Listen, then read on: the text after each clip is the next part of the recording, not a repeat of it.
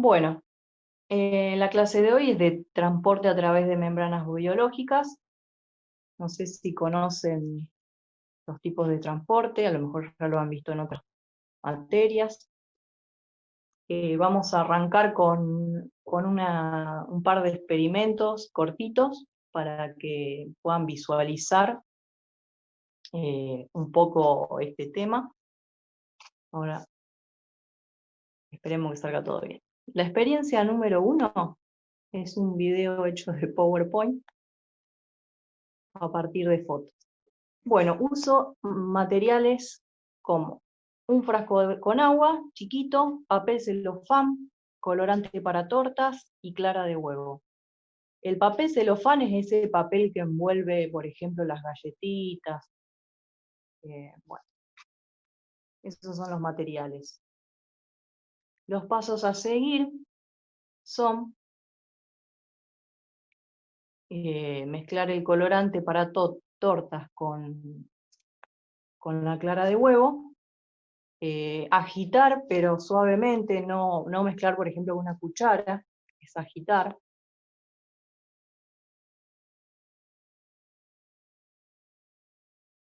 Luego tomamos el papel celofán por las puntas y los vamos cerrando por las puntas, dejando un hueco, donde ahí ponemos la clara de huevo coloreada.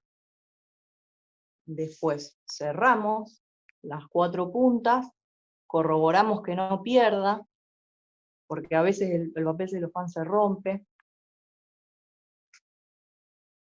y lo cerramos con una banda elástica y lo colocamos dentro del frasco con agua. Ese es el tiempo 1. Ahora, ¿qué creen que va a suceder?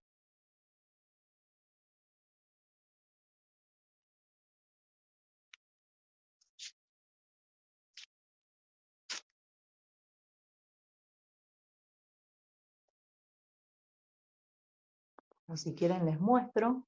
Pueden participar, ¿eh? Encima son poquitas. Bueno, lo que comienza a pasar, como ven, se empieza a colorear el agua.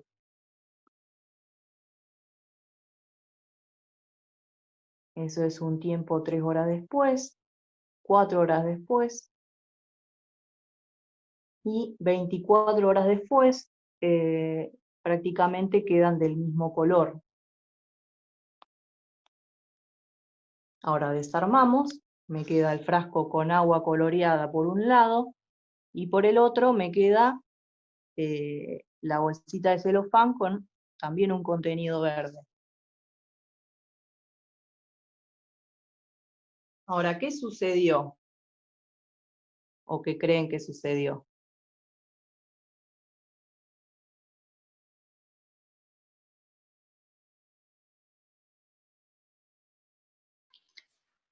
¿El colorante pasó por los poros del papel celofán?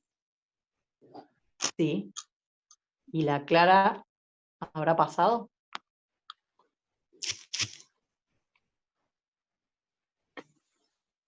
Bueno, para corroborar qué sucedió, si pasó la clara o si pasó el colorante, lo que hacemos es separarlo.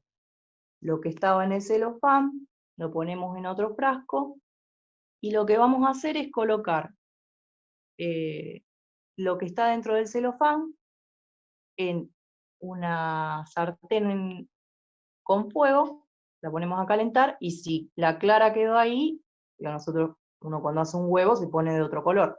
Y si pasó hacia el otro frasco, también se va a poner de otro color. Entonces, para corroborar, lo primero que hice es poner a calentar la parte que estaba dentro del celofán. Y sucede lo siguiente. Comienza a cambiar de color. Y en la parte donde estaba el colorante, que había pasado, o sea, lo de fuera del papel de celofán, como ven, no cambia el color. Entonces, podemos concluir que el colorante pudo atravesar el papel celofán y la clara de huevo no. No sé si conocen la composición de la clara de huevo. Está compuesta principalmente por agua y proteínas. La más importante es la albúmina. Bueno.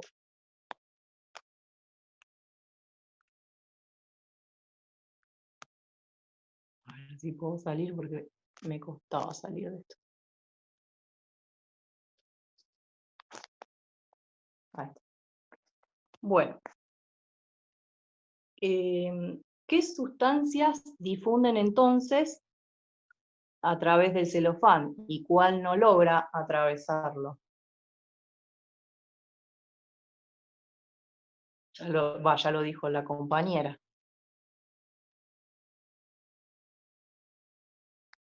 El papel celofán es un polímero de celulosa. No sé si sabía.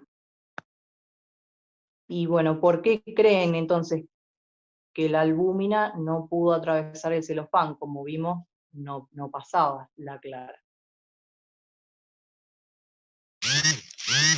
Por el tamaño. Claro. Bueno.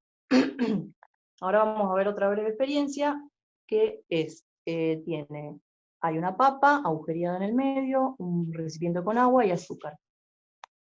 Colocamos azúcar en ese huequito que hice.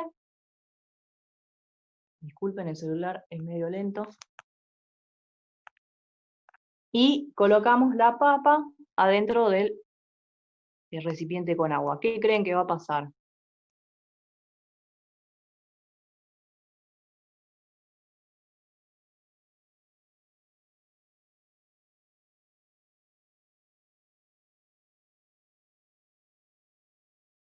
Bueno, si quieren les muestro lo que pasa.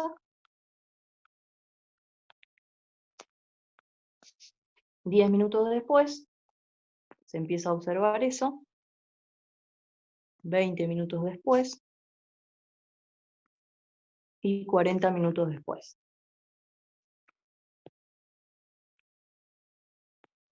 Ahora, ¿qué sustancia entonces podemos asegurar que atravesó la papa? En este caso.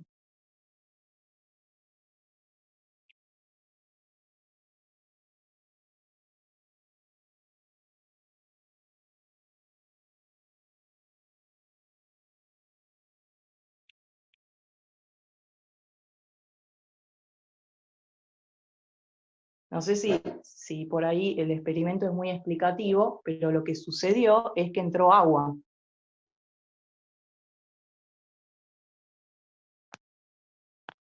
Bueno. En las experiencias que acabamos de ver, se evidencian los fenómenos de difusión simple, corresponden al transporte pasivo.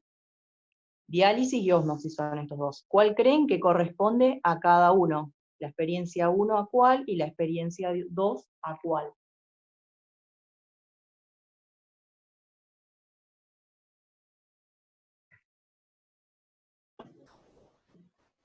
La experiencia 1, diálisis, y la 2, ósmosis.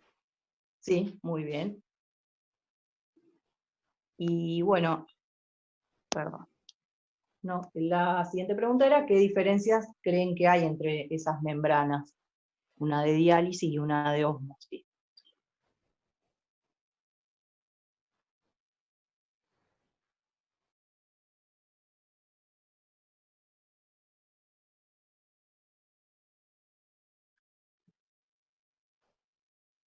Bueno, El si quieren grosor de igual. los poros. ¿Cómo? El grosor de los poros. Claro, sí. Las membranas tienen distinto tamaño de poro y distintas características, composición. Ahora en el ejercicio 3 vamos a ver un poquito más. Si quieren lo leemos. Dice, dadas las condiciones, no sé si lo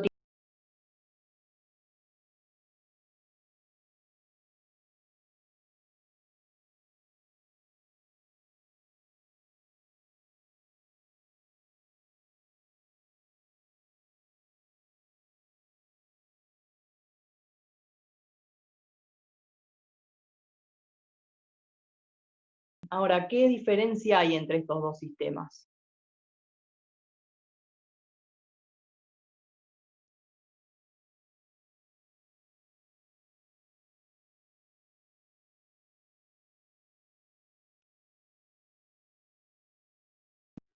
¿El tipo de membrana? Claro. ¿Y cuál creen que puede corresponder a la experiencia del papel de celofán y cuál a la de la papa? La membrana dialítica sería la del celofán. Claro. Bueno. Vamos a arrancar con el sistema 1, que tiene una membrana semipermeable. Como dijimos, bueno, las membranas tienen distintas características. Una membrana semipermeable, como se vio en la experiencia, deja pasar agua y otras moléculas pequeñas. No dejó pasar, o no deja pasar, que en esta experiencia no se evidenció en la de la papa, pero no deja pasar coloides, y las proteínas como la albúmina, por ejemplo, son consideradas por su tamaño suspensiones coloidales, por lo cual no pueden atravesar una membrana semipermeable. En general, cuando se habla de membranas semipermeables, se habla de que pasa agua por difusión simple. Ahora, un ejemplo de membranas semipermeables, por ejemplo, la de las células, el cuerpo en la mayoría, no todas. Por ejemplo, no sé, una de la piel. Por difusión simple dejan pasar, como se ven en la imagen, agua, oxígeno, dióxido de carbono y moléculas solubles en lípidos. Siempre son moléculas pequeñas. Ahora, en el ejercicio hay sodio y cloro. ¿Qué pasa con el sodio en una membrana semipermeable? ¿Cómo se transporta? No sé si ustedes lo dieron, pero se transporta mediante transporte activo, porque necesita una proteína, que es la TPasa, o la bomba de sodio y potasio, que lo transporta y utiliza ATP. O sea, no es difusión simple. No atraviesa sino más la membrana, en el caso de la membrana semipermeable. Por lo cual, en este sistema, el sodio no va a atravesar la membrana. Bueno. Entonces nuestro sistema tiene en el 1 tiene la membrana semipermeable. Dijimos que solo iba a pasar agua. Ahora, ¿en cuál de ellos, si son los dos iguales, en cuál de ellos habrá más moléculas de agua y en cuál menos, considerando las concentraciones de los solutos?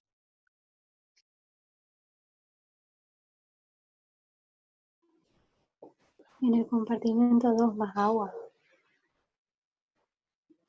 En realidad, en el 1 hay más agua porque hay menos cantidad de soluto. No sé si soy clara. No sé si me explico. Creí que pasaba para el compartimento 2.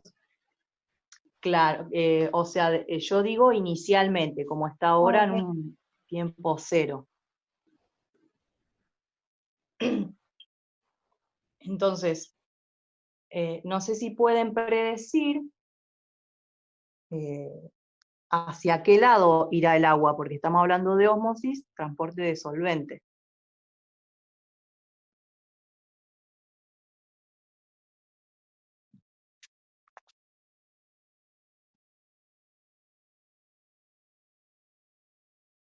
No sé si se acuerdan, pero el movimiento de partículas en difusión, más en difusión simple a través de una membrana semipermeable, se da a favor de un gradiente. O sea, donde hay menos cantidad de partículas va a difundir hasta donde hay más. En el caso del agua, hay menos cantidad de agua en el sistema 1, en el sistema 2, y en el 1 hay más cantidad. Entonces, va a ir desde el sistema 1 hacia el sistema 2.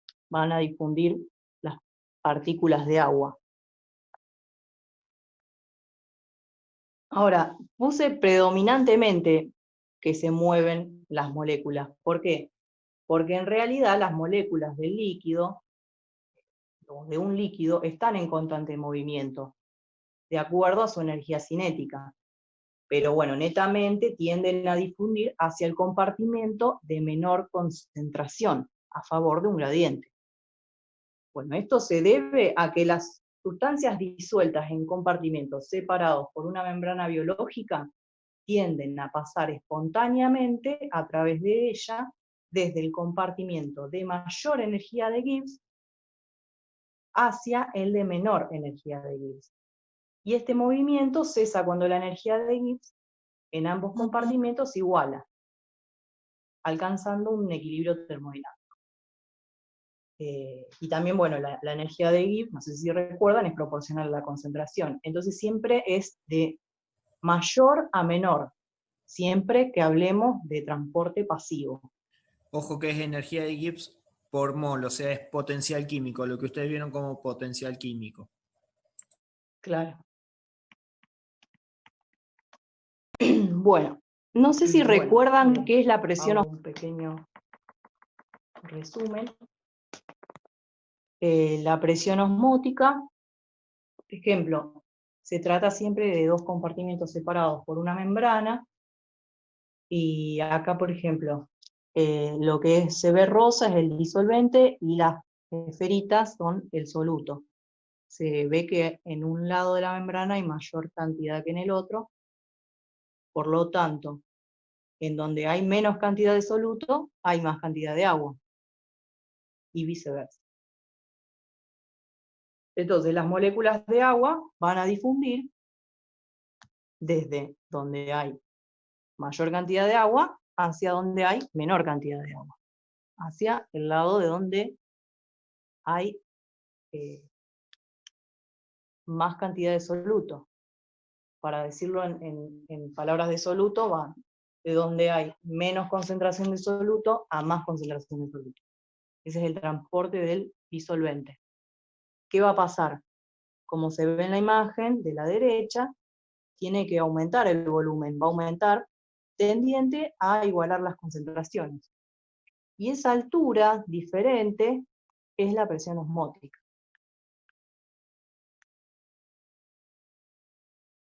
La presión osmótica es esa presión que se necesita para impedir el flujo de solvente a través de la membrana semipermeable. También se puede decir que es esa presión que evita el incremento de volumen. Bueno, ¿cómo calculábamos la presión osmótica? Ustedes creo que lo vieron en Fisicoquímica 1, estaba la ecuación de Van 't Hoff, que, bueno, recuerden que la presión osmótica es una propiedad coligativa que depende del número de partículas, y, bueno, en este caso lo vamos a considerar a que la solución es lo suficientemente diluida como para considerarla ideal. Entonces, podemos usar la ecuación de Van 't Hoff para soluciones ideales, que era esta, o sea, la presión osmótica es igual a la constante de los gases por la temperatura por la sumatoria de concentraciones de los solutos presentes, no del solvente, sí del soluto. Entonces, ¿qué especies había en el compartimento 1? En el compartimento 1 la presión osmótica es esta, y en el 2 es esta.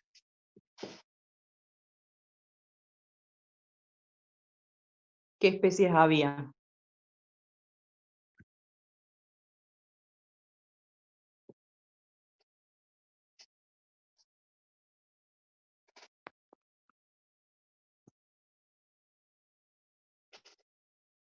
En el compartimento 1. ¿Cómo?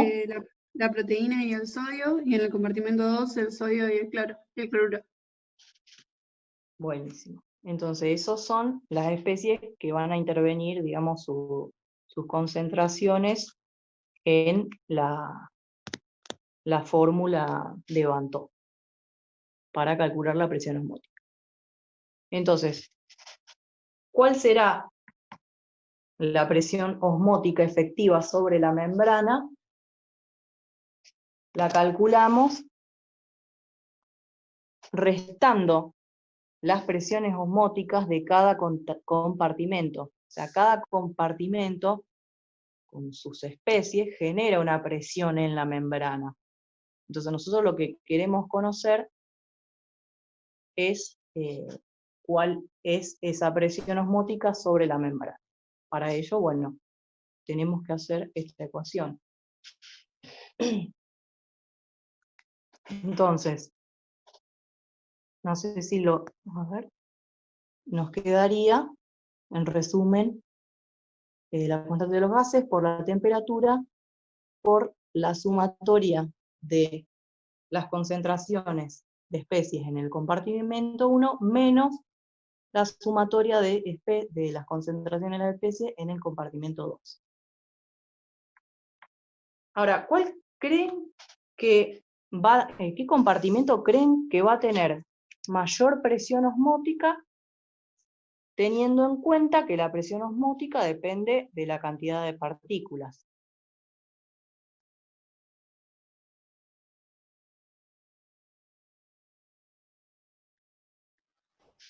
El compartimento 2.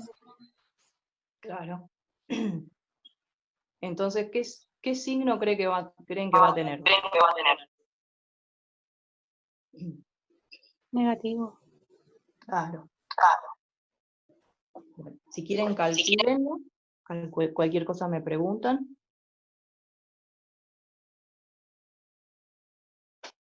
Muy bien. Y da signo negativo, ¿no es cierto? Sí. Bueno, y como dijimos, el signo negativo se debía a que en el compartimento 2 había más. En el sistema 2, que nos toca ahora, la membrana era dialítica. En una membrana dialítica permite la difusión simple de moléculas de agua también, por eso hay ósmosis, y también de iones, por ejemplo, sodio y cloro pueden atravesar una membrana dialítica. Pero como vimos en la experiencia, los coloides, las proteínas, no pueden atravesar. No por difusión simple. Ahora, no sé si sabe o se imaginan en qué parte del cuerpo, o qué células del cuerpo puede llegar a haber membranas dialíticas.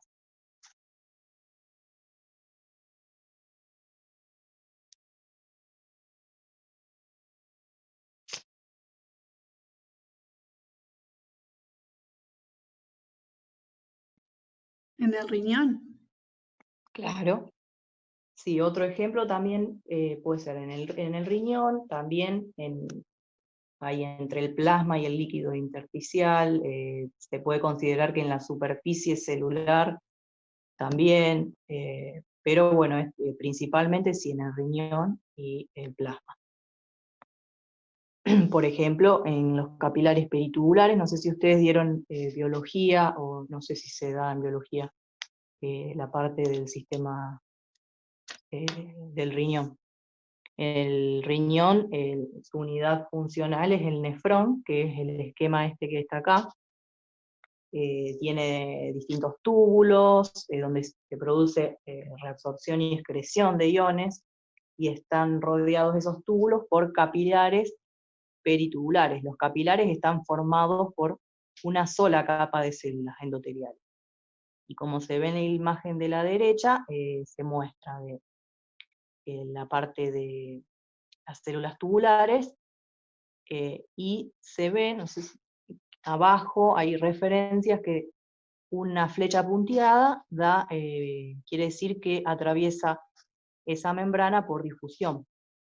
Después con flecha violeta por transporte activo, o sea que el sodio acá se puede transportar por los dos distintos transportes, activo y pasivo. O sea que este es un ejemplo de estas membranas dialíticas.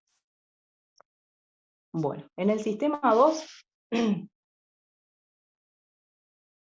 entonces van a poder difundir estos iones, ya no solo agua, sino también los iones. Pero en la ecuación de presión osmótica tenemos que tener en cuenta la concentración de los iones. Entonces,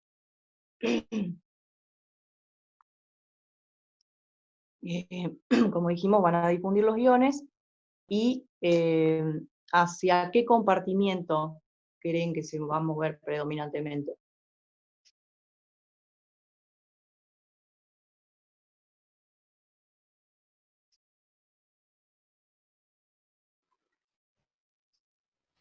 Hacia el 1. Claro, porque hay menor cantidad de partículas de soluto. Entonces, ahora sucede que en este tiempo inicial había estas concentraciones, pero estas concentraciones, si hay un movimiento, van a cambiar. Entonces, ¿qué concentraciones va a haber? ¿Cómo podemos averiguarlo? Y esto se puede explicar con el estudio que hizo Gibbs y Donan y los equilibrios. Gibbs y Donan llegaron a ciertas concentraciones que son esas del equilibrio, que se establecen luego de ese movimiento que hay a través de la membrana, teniendo en cuenta ciertos requisitos. Eso no sé si ustedes vieron la teoría, pero está brevemente, se los explico más o menos. Los requisitos son electroneutralidad, se refiere a que en ambos compartimientos tiene que haber el mismo número de cargas negativas que de cargas positivas. Otro requisito es el de equilibrio termodinámico, se tiene en cuenta ahí el potencial de membrana, y el otro requisito, el último, es el desequilibrio osmótico, que es como vimos, al haber un soluto cargado que no va a difundir, o sea, la proteína, la concentración de solutos difusibles va a ser menor de un lado que del otro, llevando a una diferencia de presiones osmóticas a ambos lados de la membrana. Bueno, a partir de estos supuestos se llega a la primera consecuencia del equilibrio de Gibbs-Donan, la cual postula esta fórmula, que es que el cociente de las concentraciones de cationes difusibles de los distintos compartimentos en este caso se usa para concentración de cationes y A para concentración de aniones. O sea, el cociente de las concentraciones de los cationes difusibles elevados a la inversa de Z, que Z es el número de cargas por anión, es igual al cociente de las concentraciones de los aniones difusibles de los distintos compartimientos elevados a la inversa de Z. Siempre hablando de difusibles, acá no se tiene en cuenta la proteína o el coloide. En este caso, tanto el cloruro como el sodio son monovalentes, entonces el Z va a ser igual a 1. Y la ecuación nos queda de esta manera, una ecuación simple.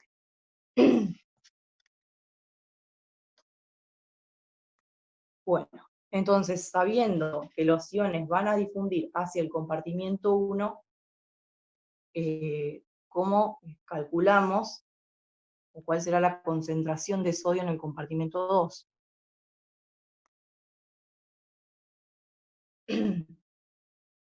Para conocerla, pensemos que X cantidad de sodio va a atravesar la membrana hacia el compartimento 1. Por lo que en el compartimento 2, en el equilibrio su concentración será de 20 milimolar menos esa X cantidad. En cloruro va a pasar también una X cantidad para compensar las cargas positivas del sodio. Entonces va a quedar 20 milimolar menos X también. Y del lado 1 me va a quedar los 10 milimolar del sodio, del sodio, más esa X cantidad de sodio que pasó. Y de cloruro ahí habrá una X cantidad. Entonces, mediante la fórmula del equilibrio de Gibbs-Donan, de la primera consecuencia, tienen que averiguar cuál es esa X cantidad, y después, entonces van a saber cuáles son las concentraciones del equilibrio de Gibbs-Donan. Si quieren, calcúlenlo. Cualquier cosa me preguntan. ¿Puede ser que el X de 8? Sí. Bueno, la Ay, concentración sí. de sodio en el compartimento 2 es de 12 milimolar, igual que la concentración de cloruro en el compartimento 2. Bien. La concentración de sodio en el compartimento 1 es de 18 milimolar y la de cloruro en el compartimento 1 es de 8 milimolar. Muy bien. Ahora, de acuerdo a estas concentraciones, ¿qué celda creen que va a tener mayor presión osmótica?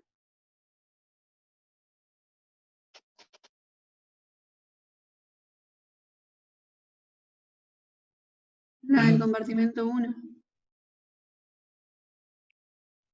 Claro. Entonces, ahora pueden calcular la presión osmótica teniendo en cuenta concentraciones de proteína, aniones, cantidad.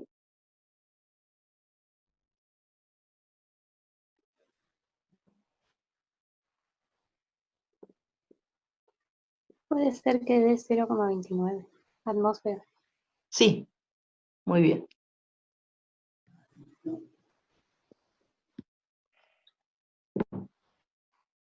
Bueno. Ahora, le hago una pregunta. ¿Qué hubiera ocurrido con las concentraciones de los iones si no estaría la proteína? ¿Sería las concentraciones y la presión osmótica serían la misma sin la proteína?